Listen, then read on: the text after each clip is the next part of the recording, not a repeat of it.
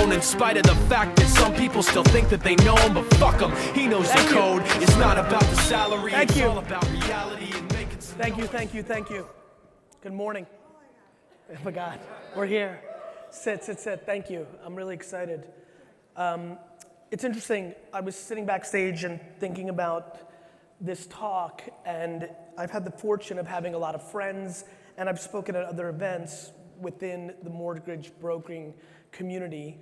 And really, what's fascinating about it is it's a sector of business that I feel very close to because I have a lot of understanding of, entrepreneurship, salesmanship, reputation, being a distributor of multiple products. So there's just a lot of kinship that I feel for this room, and it's interesting, as I was walking, the word that was coming through my mind was actually, instead of what I often do in these talks, which is really try to paint a picture and through sheer will and motivation and just energy, have deep hope that I can get 1 to 5 people to actually start executing on the incredible arbitrage that is available to this collective room to make what they want to happen, which is, no matter who you are in this room, you need to tell a story to compel somebody to do something with you.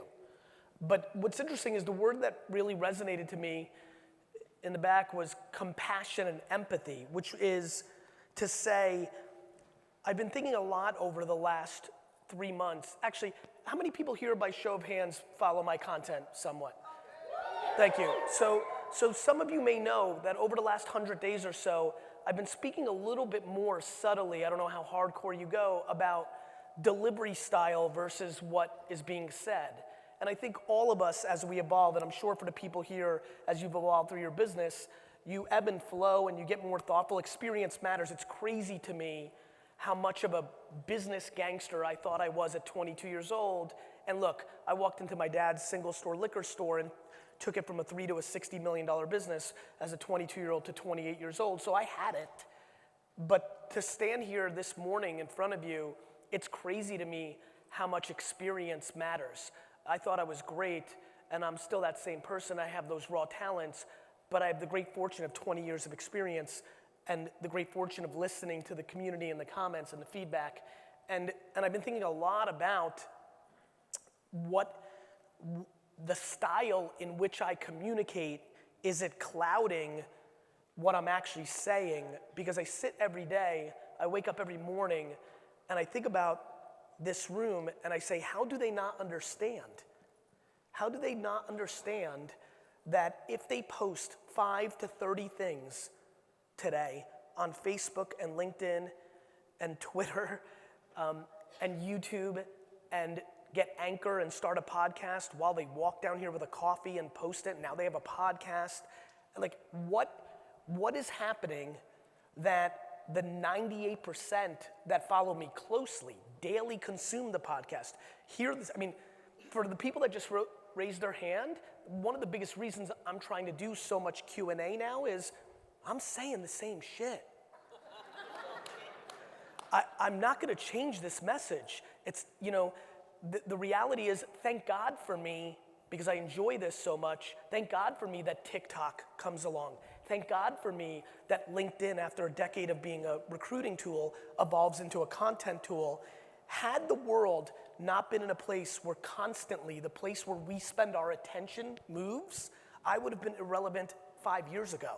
Because what I believe, after you have the ability to recognize if it's podcast or Facebook or not Facebook anymore, or MySpace or YouTube or direct mail or email or billboards, or my ability to day trade attention, I see it down here, maybe it was up before, my ability to actually know right this second, Saturday, October, now, not this year, not this era, today, this second, where the underpriced attention is, whether organic, which means every single person here, even if they don't have a LinkedIn account, can go home after this talk, create one, and post something about their local town, what it's been like for her to be an entrepreneur, a product or service, which I don't recommend because too many people try to sell up front instead of bring value. The fact that you can do that with no followers, no contacts, post today on LinkedIn and get 1,000 people to read that is remarkable. It's just remarkable. The fact that you can buy Instagram swipe up ads in stories within a 5-mile radius of your office in the region that you sell at $2 and $3 for every 1,000 people that see you is ludicrous. So I guess this morning, instead of my normal, like, I'm gonna Tasmanian devil this room until somebody just starts to fucking do this, you know? I'm kind of going with a different point of view of like, what do we need to do here today? Like it's what has led me to places like insecurity and keeping up with the Joneses and judgment and parenting, because all these things have come to me in the last 3 years because I can't put the pieces together that if you've consumed what I've had to say on the ridiculous, thank God, success that it's brought me and any other company that does it. My friends, the #1 advertiser on Google AdWords from 2001 to 2008 was Amazon. Amazon became the biggest company in our country because it understood underpriced attention, and it didn't buy billboard. I mean, it bought a lot of things because it was a big company, but they spent crazy money on Google AdWords when Google AdWords was the best arbitrage. I took a liquor store that was doing $3 million a year on $300,000 gross profit before our expenses with no credit line and no VC, and in 6-7 years built it to a $60 million business because email and Google AdWords were the right move. If you spent 30 hours, which I think you should if this is your business, on deeply becoming educated how to properly run Facebook ads, not what so many in here have done, which is they've done one little thing with Facebook ads, their niece did it, or some outsourced social media expert did it, or they tried to do it and it didn't work, and they decided Facebook ads don't work. You know what else doesn't work? A basketball. If you suck at basketball.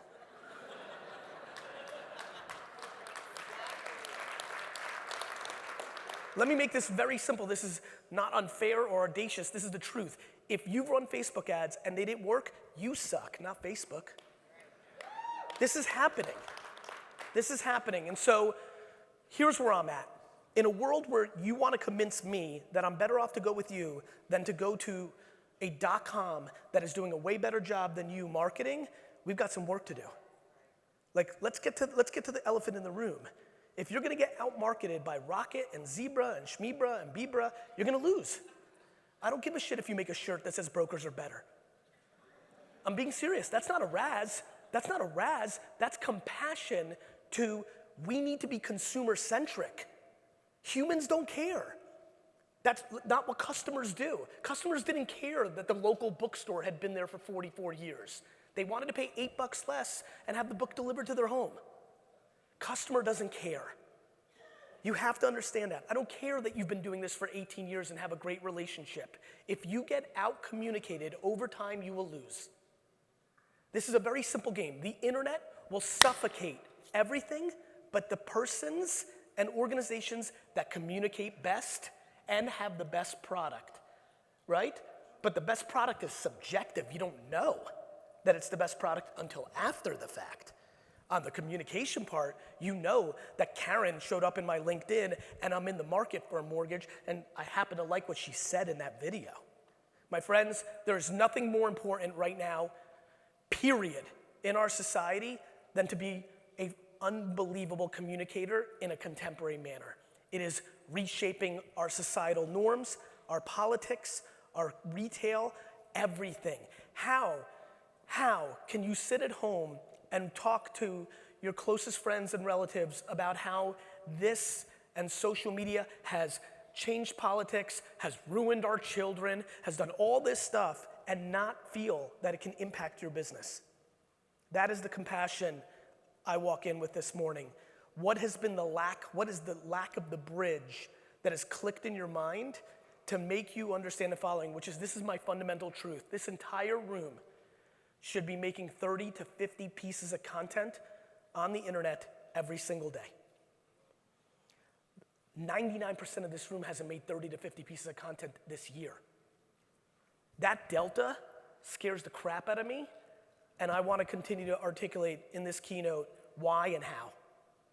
Let's go into the how. I think one of the biggest things that's running through my mind is how do I convince this room that yesterday, not tomorrow, they need to either start a video show or a podcast that they can then record, and then after it's done for an hour, do what I do, which is post-produce it and chop it up into little pieces, which then gets them into a place of being able to make 17 or 20 pieces of content out of a 1 hour day. Now, what do you make your podcast? As you guys can imagine, no normal human being thinks mortgage life is rad. We can agree with that. It's not the littiest thing in society. But what I do believe is the following.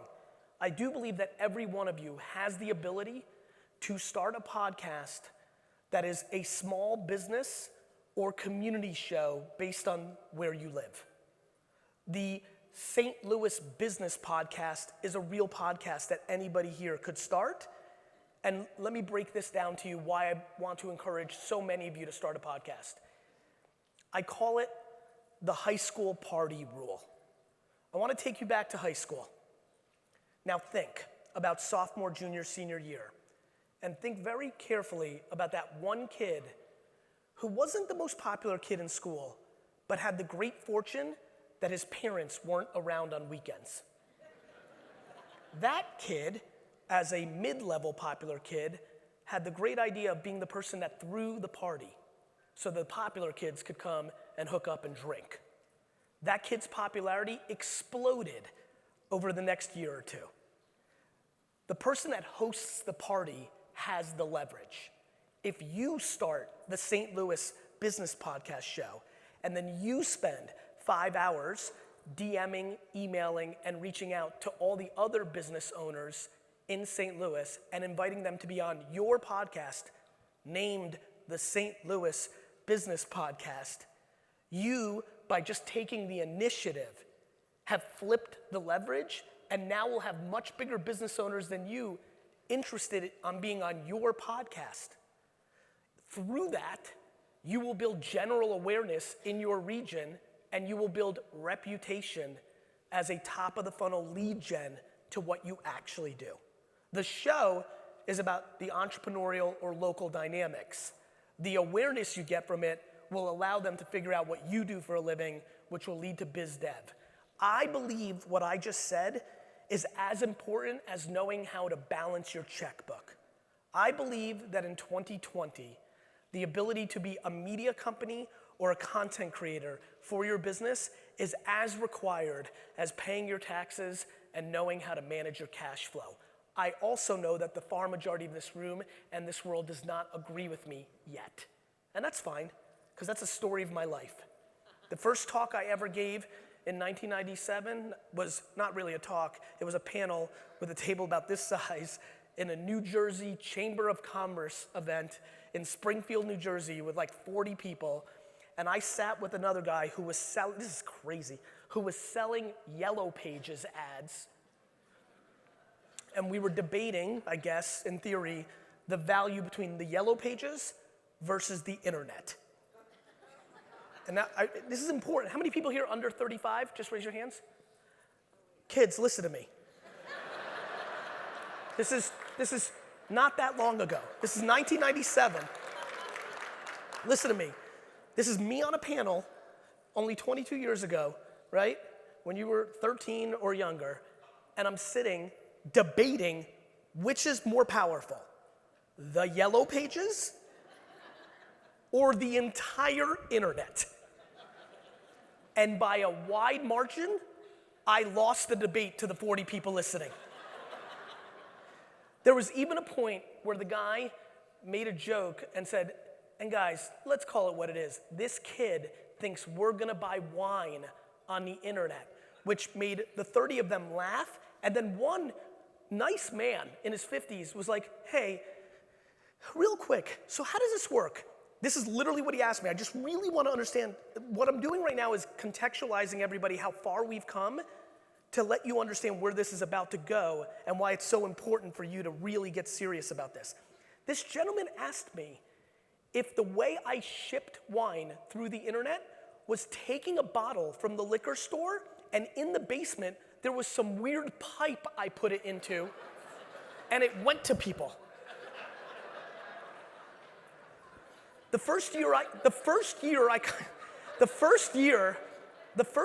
collected emails in my store when you would come in and buy wine, and I would ask people for their email because I wanted to build my email list. Routinely, people would say to me, oh, my email is AOL@yahoo.com. Deep misunderstanding. There are people in this room who literally didn't want to get a cell phone because they thought their pager was good enough, or had no interest in an iPhone because their BlackBerry was so much better. My friends, technology matters. It always wins. It doesn't care that you've been crushing it for 20 years. It doesn't care that you don't like it. It doesn't care that you're sad that kids don't go outside and play and look at an iPad. It didn't care when it invented the telephone or the fax machine or the radio. There is a collective naivete in this room about what's gonna happen over the next decade. Let me paint you a very clear picture. Unless you start really listening to what I'm saying and executing on it, you will not build brand. Brand is going to be the only thing left, because let me show you exactly how I'm gonna buy my mortgage in 13 years. I'm gonna be sitting in a kitchen in 13 years. I'm gonna be talking to somebody. We're gonna decide to buy a mortgage for a business, for a home, whatever it may be, advice I'm giving to my niece, whatever it may be. And then we're gonna say, Alexa, get me a mortgage. Let's talk about that, friends. You think it's tough competing against people now that are doing a good job about Google search and Google AdWords? They're not even gonna exist in 15 years because everything is going to be done through voice or quite a bit of tedious decision-making tasks. The fact that Alexa and Google Home and Apple will 100% be the toll booth to buying decisions means you better be in a game where you're producing so much content that when I decide, I say, Apple, get me Karen Thompson for my mortgage. Because if I say, Google, I need a mortgage, everybody in here is in deep shit. It's true. And so, for the 93% that did not just clap, I'm not Doomsday Donnie. I'm get your shit together Tommy.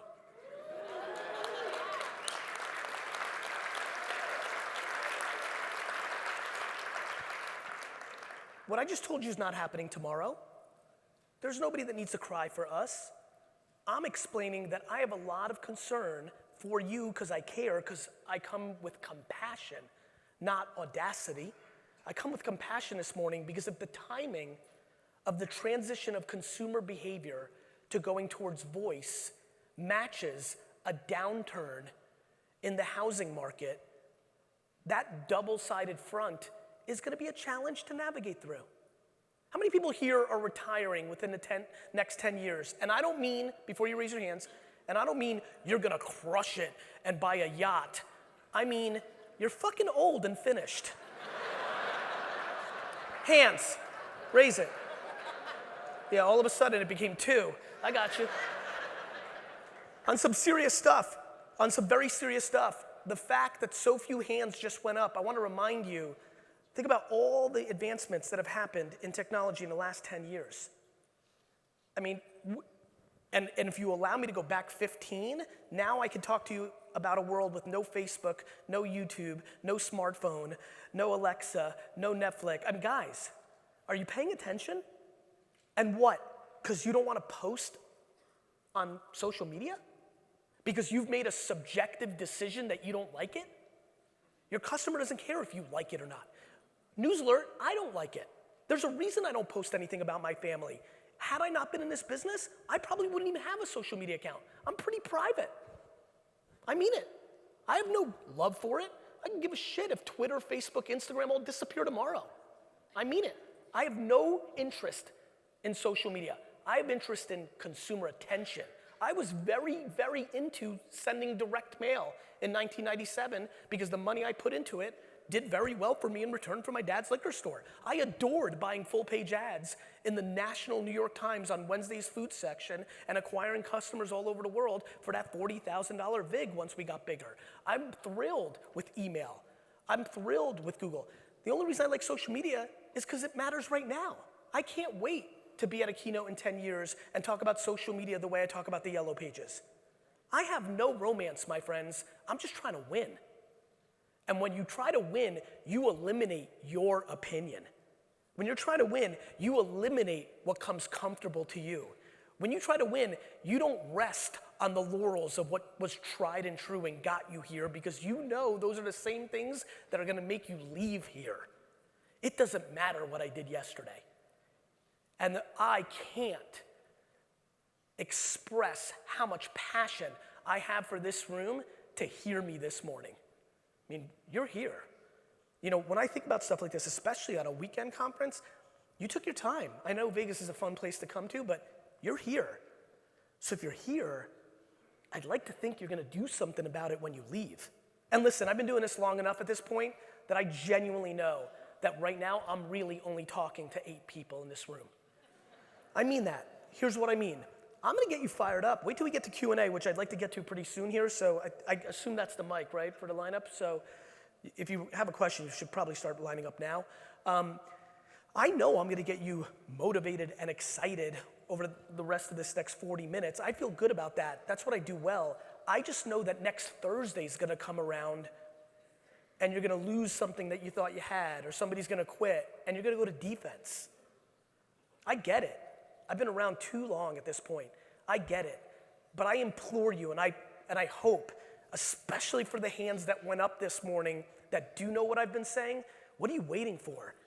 Like, I'm not putting that content out for my follows and likes. I'm putting that content out so you do something about it. Like, you watching me doing it doesn't mean you're doing it. It's time for you to act. And for the people in here who didn't know who I am or hadn't heard this spiel, please understand that the opportunity is enormous. I am watching people who follow me go into your sector and many others with no experience, no history, no reputation, and grow dramatically because they're just winning attention up front. Their funnel is just so much greater, and they're figuring out the back end. Customers don't know how good it is until they try it. The upfront matters so much. The opportunity is so enormous. I have been marketing successfully now for 20 plus years. I promise you there's never been a better time than right now. This LinkedIn thing for this audience is uncomfortably big. How many people here marketed on Facebook in 2011 to 14 and created Facebook pages, and that was a leader to some good business for them? Just raise your hands. Just want to get a sense. So for this very small group, and it was a small execution, but obviously for the hands that went up, we remember how good it was. Exactly, and a lot of you in this room know that it happened and it was good, and you regret or disappointed that you didn't take advantage of it. I'm standing right here in this room right now telling you that exact phenomenon is happening right now on LinkedIn. Right now, organic reach at scale at numbers I haven't seen since Facebook 2013. And if you have no presence, your first video or written word or audio will work. Please call my bluff. Please just try. It will really work. And once you start understanding how that works, what's really fascinating is what happens next. Because you know what I love about you guys, and I know this about you deeply, is once you see it, then you really get going, right? It's seeing it. You need a proof point. You need that first closed deal you get from a LinkedIn post. And once you get that blood in the water, there's a lot of sharks in this room. And so I'm just trying to give you a boost, a push, a well-articulated debate to why. And at the end of the day, let me be very clear here. I could care less if any of you do anything about what I just said. Ironically, it's in my vested interest you don't. These are just one stream. For every post you put, it's more unlikely that I get through to somebody. There's only one stream. If I'm trying to sell wine and you're trying to sell a mortgage and somebody else is trying to sell butter, it's just one stream. Ironically, everything I just talked about, I would be way better off personally, selfishly, for none of you to post. The reason Facebook and Twitter and all these things ebb and flow is eventually the world figures out how much underpriced attention there is, and the ads and content go in, and then it plateaus. It's no different than real estate. When you're the first person to see a shitty area on the verge of turning and you buy up the land, you make more money than the people that come 4 years later. It's not super complicated. I'm in the real estate business. I just trade attention, not land. My friends, this is the moment. And let me lead with this, because I see there's a lot of questions, and I think this will be better for you, because a lot of this you can see free online. My friends, the last thing I'll leave you with as you're thinking, for a lot of you in this room, this is one big game of self-awareness. You have to figure out how you like to communicate. Not all of you are outrageously handsome and charismatic on film, right? I get it. Some of you are great writers, and that's amazing. In a world where we're so focused on video and audio, writing is crushing. You can crush by writing great paragraphs and articles on LinkedIn or Facebook or things of that nature. Some of you love the gift of gab, but you're genuinely insecure of how you look. I understand. You don't like to be judged. I respect that. A, I'd like to talk about that, but B, then just record it and put out audio files of your thoughts. This is a game of A, do you believe what I just said is true? B, how self-aware of you, of what kind of communicator are you? The communication of a human being has been established for hundreds of years. Written, audio, video. And then C, are you willing to put in the work ethic to learn a new skill that is required for you to be successful? The amount of people that are not doing this because they actually don't want to put in the work for 50 hours to learn it is fascinating to me and unacceptable at some level in the face of the technology changes that I know are coming to your industry. I appreciate your time. Thank you. Thank you. Thank you. Thank you. Thank you. I left a lot of time for Q&A because what I'd like to do with Q&A is get very specific to your I can get very narrow, so I'd like to. So thank you for being here. Go ahead. Go to that mic. So Gary, what's your name? My name is Mark Summers. I'm with Mike. AIME. So thank How you are for you? being here. Very good. Yeah. Our first question is from Jason. Okay. Hey, Gary. The question is about company culture. Culture. One, what would you say the most important thing is when building a company culture? Firing dickheads. Easy enough.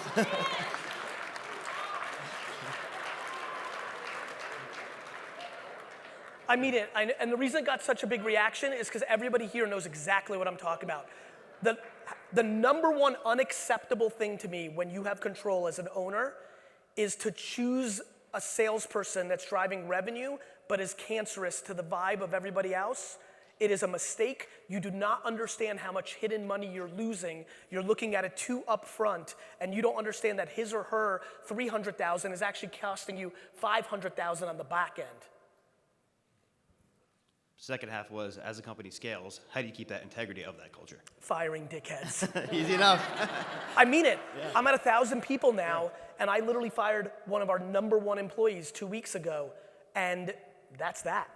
Like, either you care about your culture because you understand that's what you're actually doing and that's the net of your business, or you just say it because it looks good currently in a political correctness world and you actually don't care, you just care about your short-term money. I make all my decisions on my bank account 44 years from now, not 44 seconds from now. Awesome. Well, thank you. You got it. Our second question is from Christine. Hey, Gary. Christine Beckwith, president of 2020 Vision. You had me at your Agent 2021. I did your real estate influence. Thank you for having me. Of course. I'm using myself as an example because I began to follow you, and when I launched the coaching company, I had 500 Facebook friends, and I had no other social media, and I had a leader that was telling me it was overblown and egotistical and not to get in the game. Yeah. And I began to watch your videos on LinkedIn.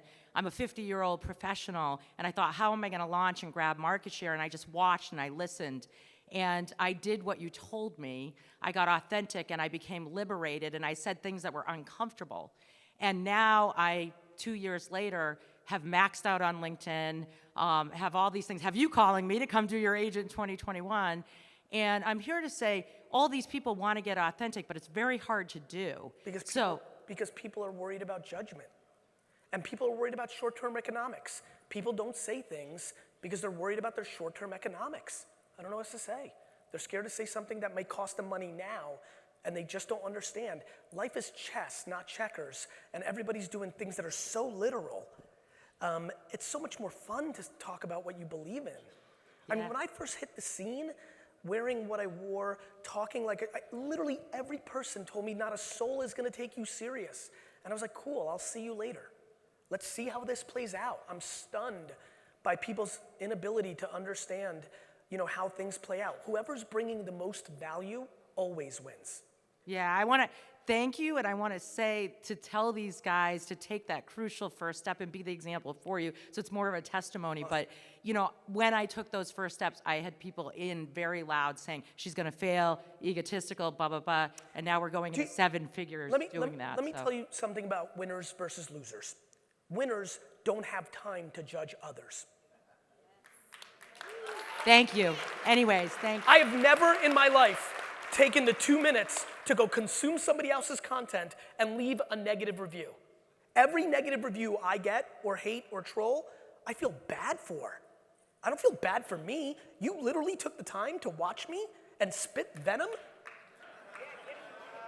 I feel bad for you. So thank you very You're much. welcome. Our next question is from Andy. Thanks for taking questions.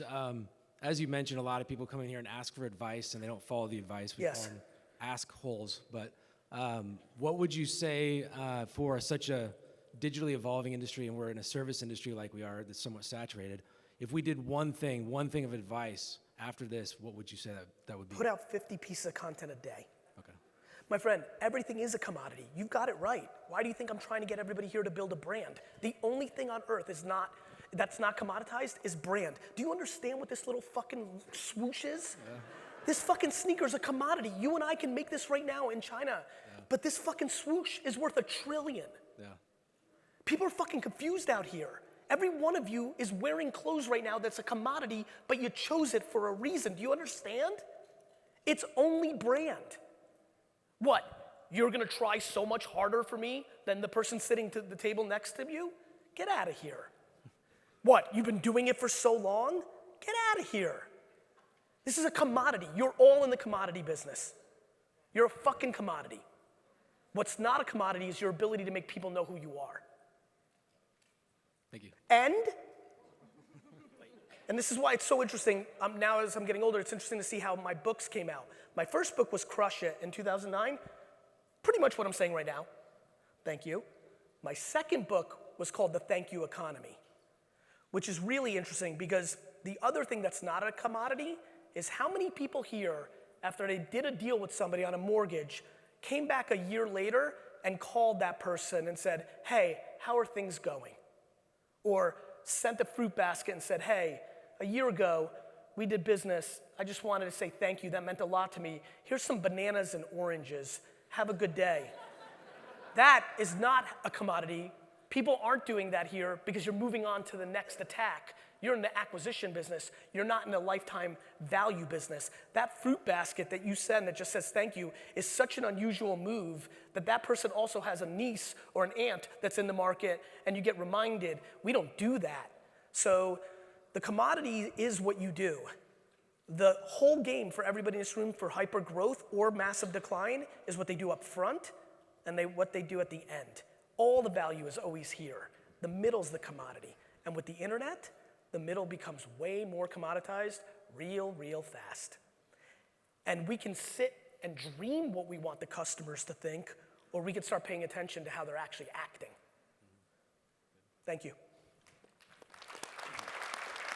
Thanks again. Our next question is from Chris. Hey, Gary, thank you for taking questions. Christopher Griffith, vetted VA.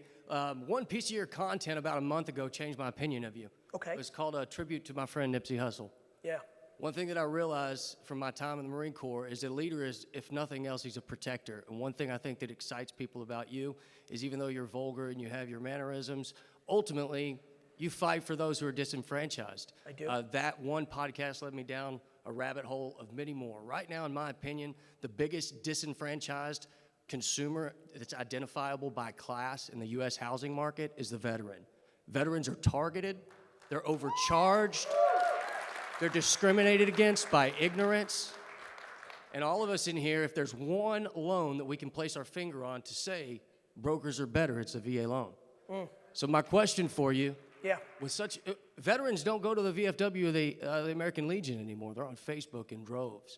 How do you captivate and convey such vitally important information when it isn't sexy? By coming in up front with things that disproportionately bring them value and are sexy, build actual relationships, and then by month 9, maybe start slipping in valuable and important information. The biggest problem for a room like this, including myself, is when you have sales DNA, the number one thing that we need is way more romance and patience. But people try to go in too hard.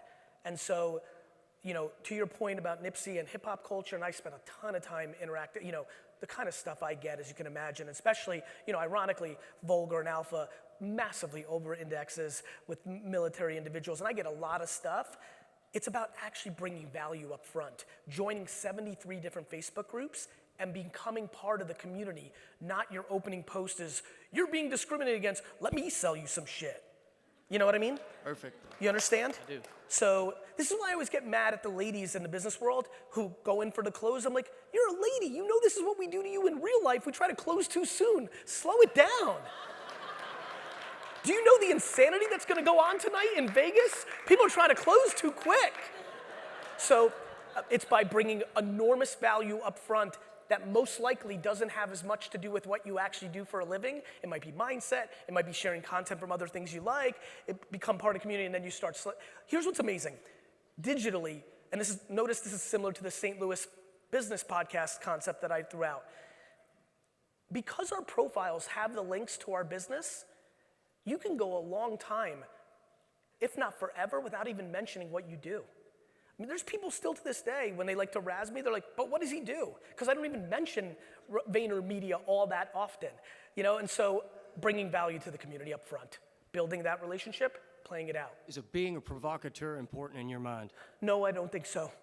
Believe it or not, and it's a great question, I appreciate your question. I think being historically correct is important in my mind. I genuinely believe what I'm about to say. I believe the communication style I was given makes me underestimated and smaller, not bigger. And I always try to tell people, like, it's funny, it's how I started my talk today. Be careful. I'm up here not because I'm vulgar or because I'm a provocateur. It's because I've been right for 25 years.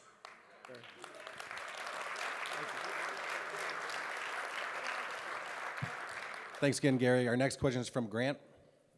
Thank you, brother. Hey, So, Grant. how you doing? Good. Good. Yeah, so most of the people in this room really aren't competitors with each other. Our main competition is the larger, giant retail operations. Makes right? sense. The Chase, the Quickens, and all that. And on a recent Ask Gary Vee show, you and Seth talked about how the time is now, and that's basically what you're telling us right now, right?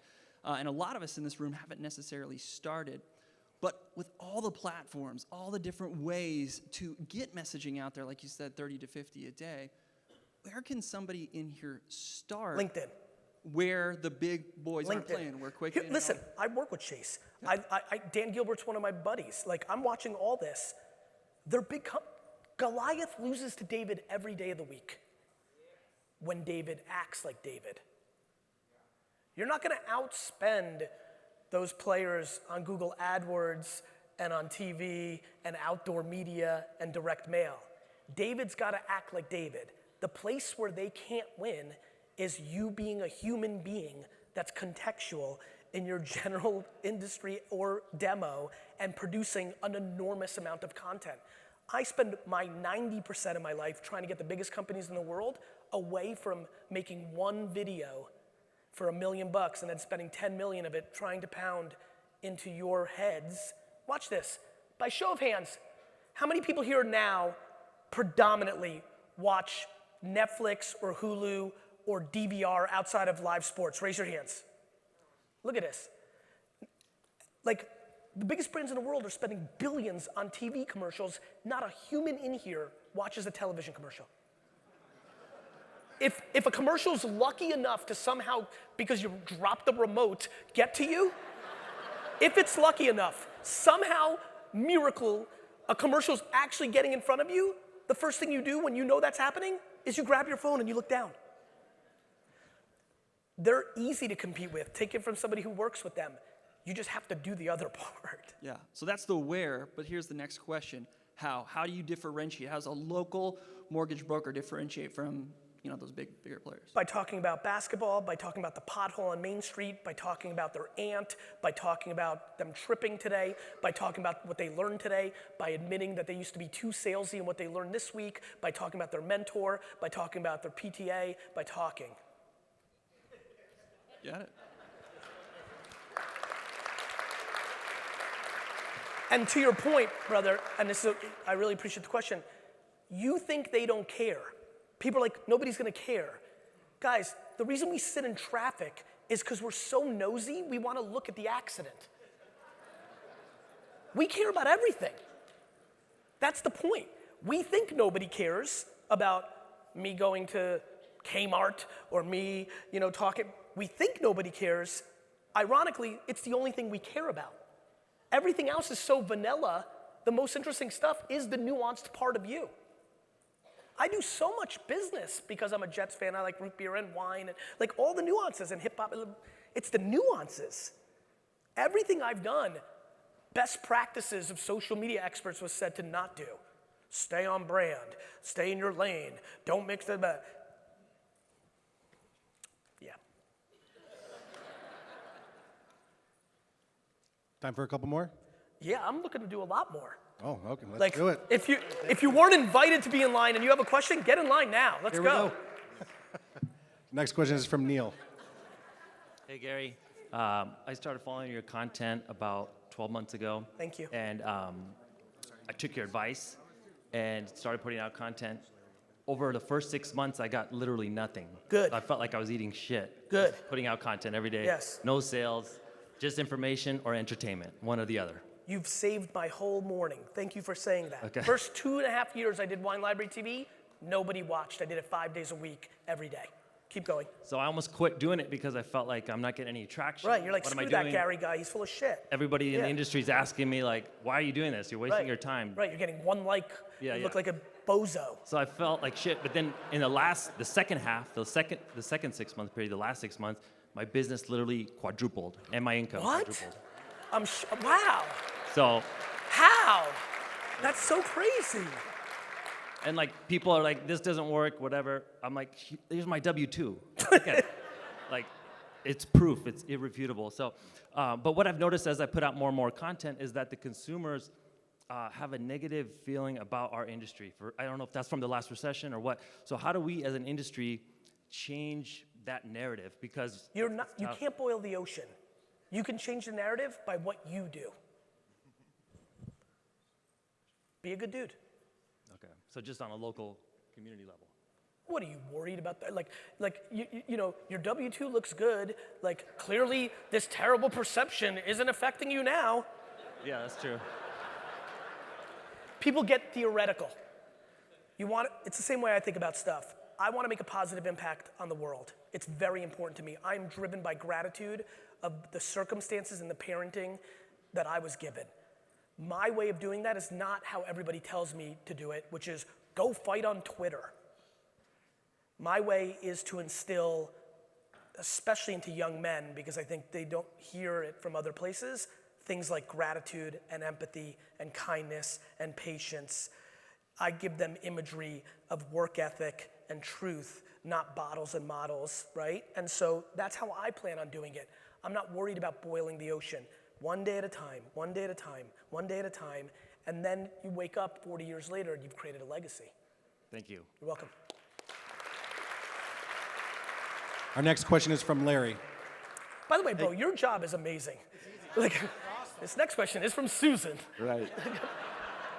Hey, Gary. So I understand the concept of like jab, jab, jab, right hook. Thank you. And, Yep. And building relationships as opposed to just going right Yep. flows and so forth. But when you talk about doing one video and or podcast every day, Yep. and then cutting it up into like 17 Yes. pieces, posting out, and you're posting that every single day, something different. Yes. Different pieces. Where do you post your podcasts and your videos versus where do you do just your social interaction, just your Facebook, building relationships, being in different groups, Well, it's funny, members of you community? post everywhere The right hook is not necessarily the post and the jabs are community management. I post content to communicate. You post the content to start the conversation, then you communicate. The right hook concept versus jabbing is when do you actually ask for the sale? After you put out all these things and you put out 30 pieces of content and you just start, you go home, you put out 30 good pieces of content about St. Louis and about da-da-da-da.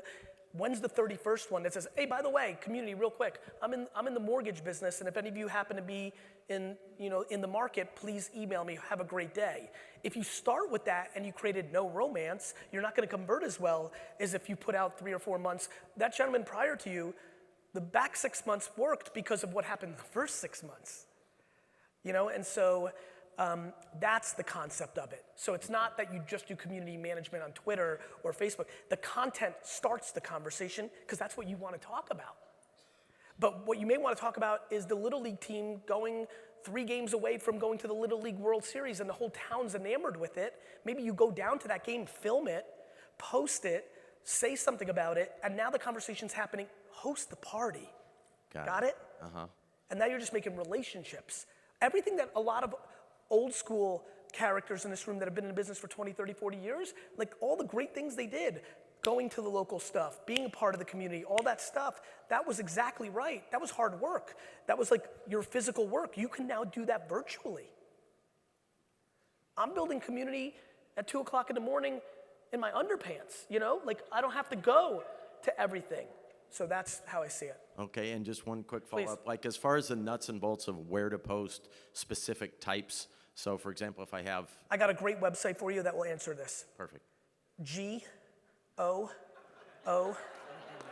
It's true though. The reason I spend less time on tactical is Google and YouTube will show you everything. Literally you can type, what kind of content in the mortgage industry works on LinkedIn? Enter and there'll be stuff. Perfect, okay. You got it. Thank you so much. Got it. Thank you. Next question is from Michelle. Hi, Michelle. I'm like your biggest fan every week. But anyway, Thank you. Can you post too much? No. Okay, so y'all just listen. He said no. Here, let me tell you why you can't post too much on social. Unlike email, where you could have emailed too much and open rates went from 90 to 30%, this is the brilliance of social networks. I laugh when people are like, these social networks only make money if you stay on the social network. The social networks didn't make you post racist comments. The social network didn't make you spew hate. The social media didn't show you something. Social media is not showing me anything other than what I want to be seeing because they want me to stay. The reason you can't post too much is if your stuff sucks, they'll stop showing it. If it sees that nobody's stopping and watching and nobody's engaging, you're not going to show up. It's completely merit-based. Our interests with the social networks are actually aligned. So no, you cannot. So if I show up a lot, Gary said it's okay. And more importantly, if you show up a lot, it means that you deserved it. Everybody says I'm everywhere. And all That's the only thing you want to happen. Okay. So just saying, he said it's okay. Next question is from Ramon. The important part is when you show up everywhere is what you want to be happening. That's the other key. Because you can show up everywhere if you just post babies and kittens. That's the other part of that equation. Well, good, go. She's always in my news feed. So I want to talk about Facebook. Okay. First off, I love the fact that you're encouraging us to go out and just learn it ourselves instead of, finding this company. There's so much noise out there. I think what happens is we sort of shut down and, we got ripped off by this expert. Right, you spend a little money. And I apologize for cutting you off, but notice how I talked a lot about, or I snuck in there today, it's as important as balancing your checkbook or paying your, this is not, I'm leaving Vegas and gonna hire my 24-year-old niece to do this. Right. This is, if you want to be in business, you have to know how to do this. So put in the 50 hours and know how to do it, because then you'll know how to hire somebody when you want to scale. Because right now you don't even know how to judge it because you don't know it. Exactly. So help us get out of the gate. who are the individuals in the marketplace that you like, as far as maybe an author, or I know we can Google it. No, it's not that. It's I don't know. Okay. I spend 0.00% of my time looking at what other people are doing. I read the comments of humans. Got it. That's it. All I do is anthropology, consumer behavior research through the intel that they're putting out on scale. And so I'm not watching what other people are doing, I'm watching you and what you're reacting to. That's why I'm always so early on things like TikTok or LinkedIn, because I see it happening, because I spend 4 to 6 hours a day reading what people are saying about my content or anything that's trending on Twitter or things that populate in my Explore feed. Got it? Got it. Awesome. And that's what you should do. Makes You should, sense. because it's less about me telling you somebody, it's go to your Explore page on your Instagram, click the links and see what people are saying. Don't look at the content, look at the comments. Awesome. Thanks. Got it. Next question is from Daniel. Hey, Gary, thanks Hey, for being Daniel. here today. Hey, I just want to touch on the your comment on producing 30 to 50 Yes. pieces of content a day. Please. So we have a platform that essentially we deliver very, very high-end content to mortgage advisors on a daily basis. Okay. Part of the reason how we created this platform is because we were content creators and we would have mortgage advisors screaming, hey, I don't have the time, I don't have the resources to actually come out and do this. So and I'm sure when you said that, there was many people that were like, well, how am I gonna have the time to go out and do that? I can answer that real quick. Everybody in here spends 3 hours a day on dumb shit. You know it. Do you know how many meetings are an hour that should be 13 minutes? Let me save you time. All of them. So that's the answer to that. Thank you. Yeah. Let's touch on the resources and the expertise to go out and do that. And only because so many of our clients come back and they say, man, I'm spending so much time on doing this that it's taking me away from actually prospecting or closing loans. So I'd like to hear your thoughts on that. I think branding always beats selling. Yeah. You'll spend 6 months, like that gentleman, on not doing as much prospecting and selling, because that's selling. And what you'll start investing into is branding. And over time, branding always beats selling. You know what's really fun about selling? Because this is where my life's at. When it all comes to you. You know what's really fun about prospecting? Is when you don't do it anymore.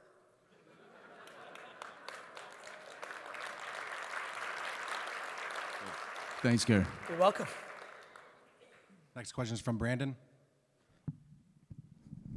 Hey, first, I know you're a diehard football fan. I am. So, I don't know if you guys know, but the game of the week is LSU versus Florida. So, little LSU gang colors there for you. Vayner Sports is recruiting LSU very heavily this year, so. There you go. Ahead. All right, so first statement I want to make is 2 years ago I spoke at some real estate conferences about the big juggernauts that were coming to eradicate and put realtors out of business.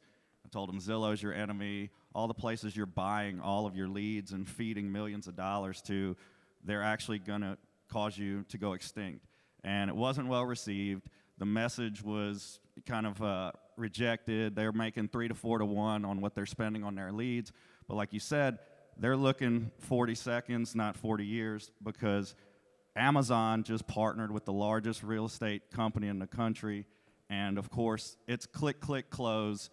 They don't need a realtor, and they're even giving you $5,000 in Amazon bucks to move into your house. Wait till that's 20,000. And Amazon's getting into mortgage next. Yep. So the second part, the podcast, it works. I started a small one, and I quit doing it for a few months because I got busy.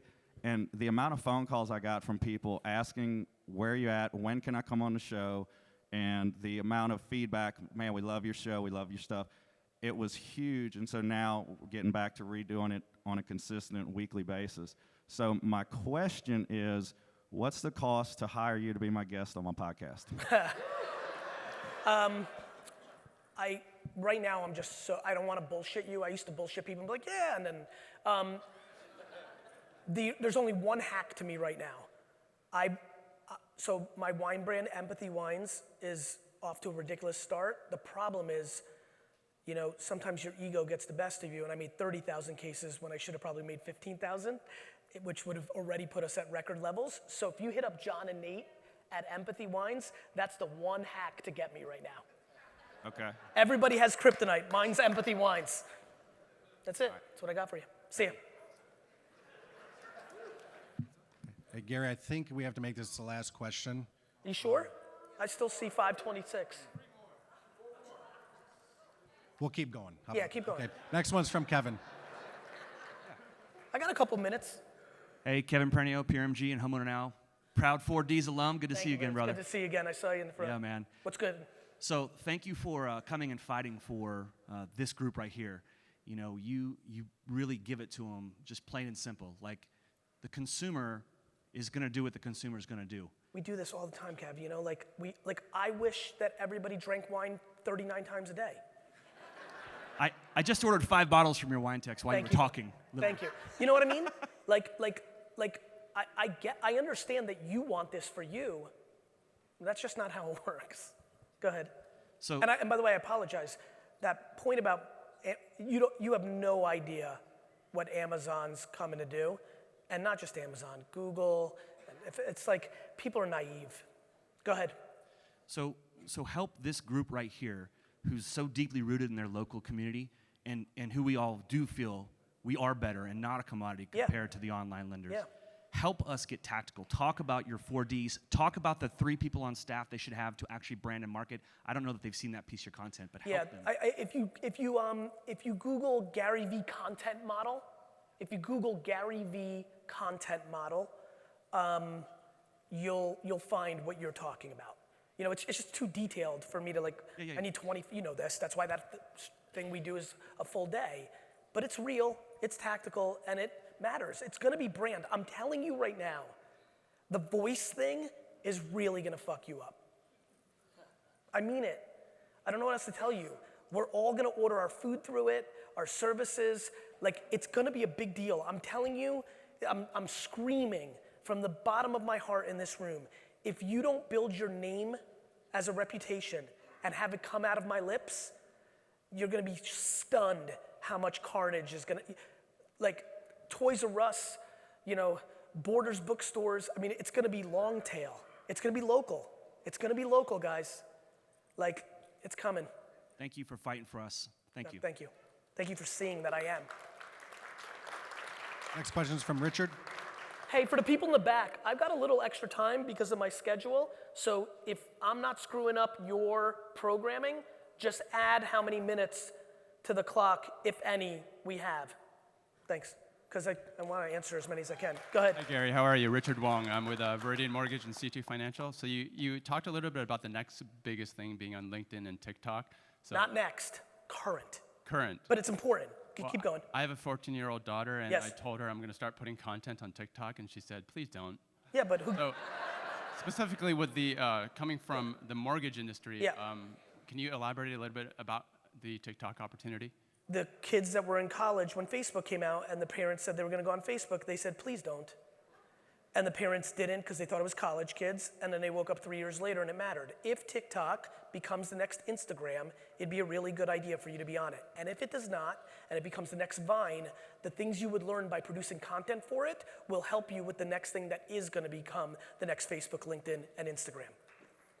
Great.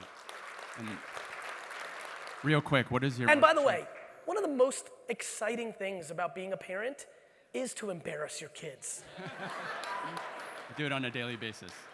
Real quick, what is your most cherished baseball card that you still own?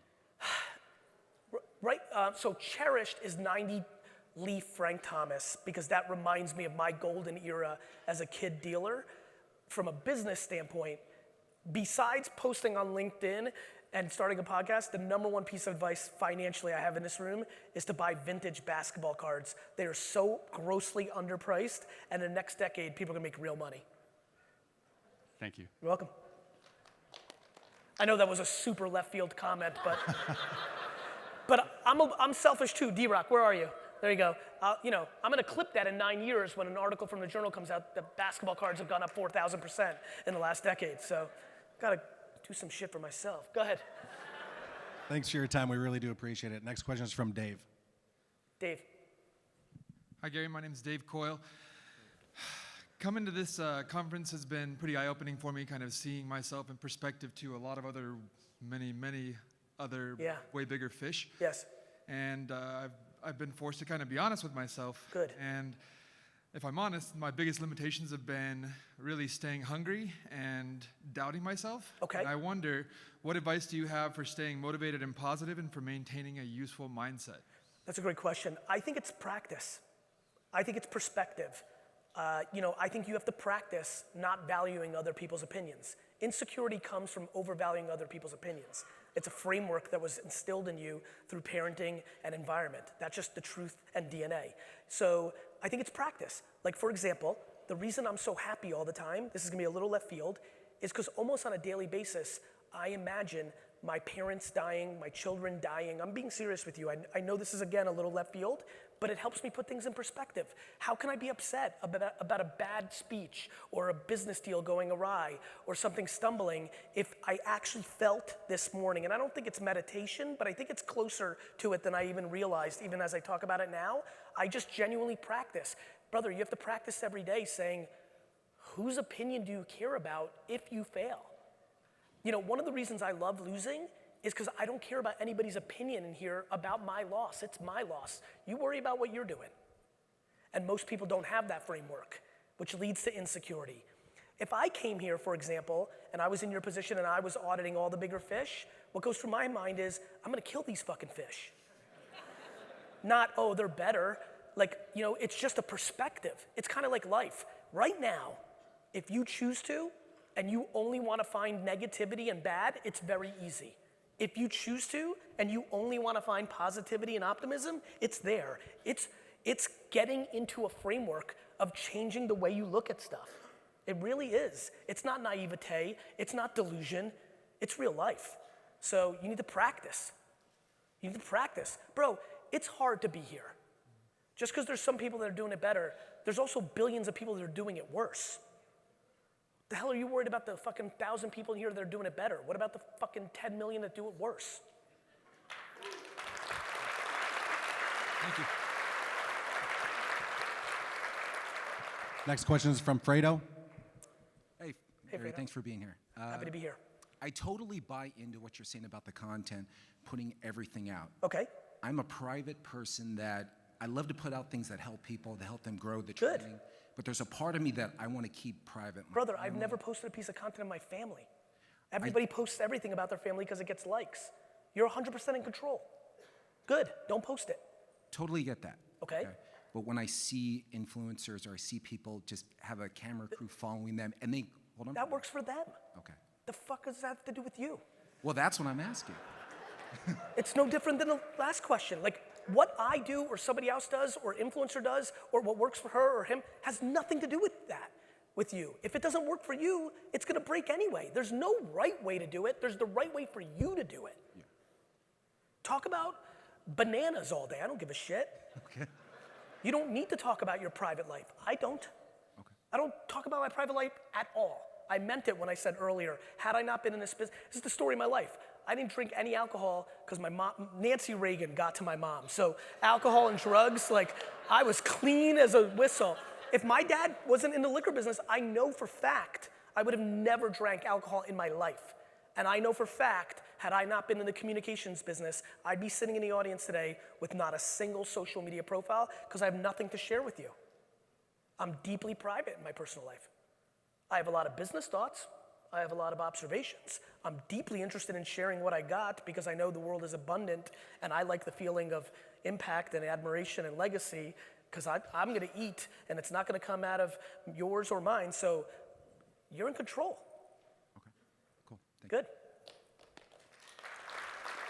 And brother, as soon as your sentence turned to, but I knew that, you see, that's it. As soon as you look at anybody else's, it doesn't have anything to do with you. Totally get it. Cool. Thanks, man. Next question is from Mason. Hey, Gary, a little shaky, but I've been a big follower of you, and I hear that you're a byproduct of your parents, and that they instilled how you have the empathy and the positivity, and we fill the pipes, and you talk about an exuberant amount of content that we have to fill. So I wanted to ask you, someone who feels that they have it all going on and knows that they are very successful, besides selling all your Giannis rookie cards and besides buying the jets, what would provide you value? Just like we see the people that are providing culture in the retail environment, and they're providing these, they're very wealthy. How can I reverse engineer that on social media to show them what we have to offer? And I want to ask that by how can I provide you value? You provide me value if you go and execute on what I just talked about. I'm going to be good on my thing. Okay. Empathy wines I need to sell. Yeah. But other than that, in real life, just go execute. Listen, I live for admiration, brother. I figured out myself in the last half decade, I'm like, why am I leaving so much money on the table? Why am I leaving so much money on the table? I'm like, oh, right.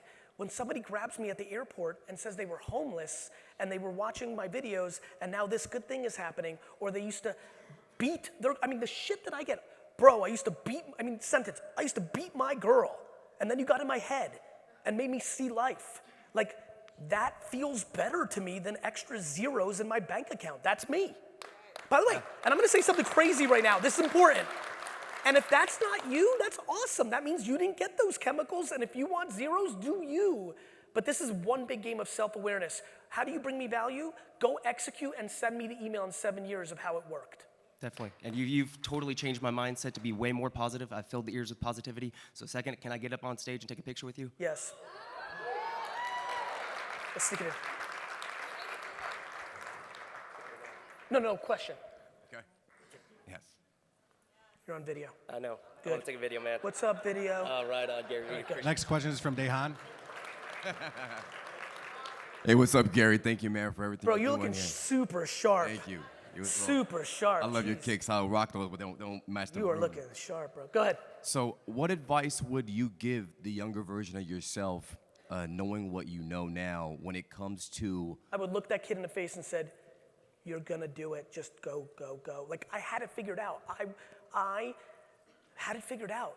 And by the way, I stand here as someone who's driven by gratitude. That me having it figured out is the luxury of my parents having sex at the right moment, and then me being fortunate to be born in the Soviet Union and coming to this country with nothing, and having a mom that was cheap for a poor person, which meant nothing was ever given to me, and then the compassion to want to give back to my parents. So then I built a huge business for them, and at 34 years old, after never paying myself more than $100,000 a year on a business I took from 3 to 65 million, I left with nothing and started over. So you can imagine when I tell the kids to be patient, how easy that is for me. Like, what would I tell that kid? You fucking figured it out, bro. Yeah. Honestly, the one thing is because I really went a little rogue. I think everything is best in balance. Mm-hmm. I definitely probably should have had a little leisure in my 20s, because I worked 7 days a week, 6.5 days a week. Like, I took no vacations. I didn't hang out with my friends. So I probably took it a little too extreme. You know, I'd probably like to have a little bit more memories and fun of my 20s. But honestly, I'm incapable of like having that regret given how it's going, and so that's where I'm at. Last question, big ask. My younger sister, her name is Danessa Johnson. She loves you. She recently got diagnosed with cancer. Would you mind doing a quick little shout out for her? 100%. I really appreciate that. Yeah. Yeah. That's it. Look how sharp he is. Was I right? Danessa? My name is Danessa. Danessa, I see it.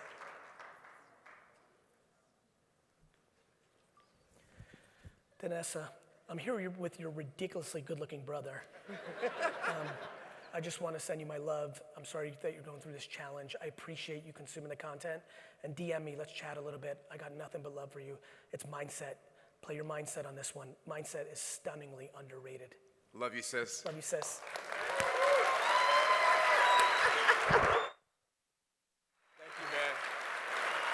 Thank you, everyone. Thank you for having me. Thank you. Thank you. Thank you so, so much. Have a great conference. Have a great weekend. Have a great year.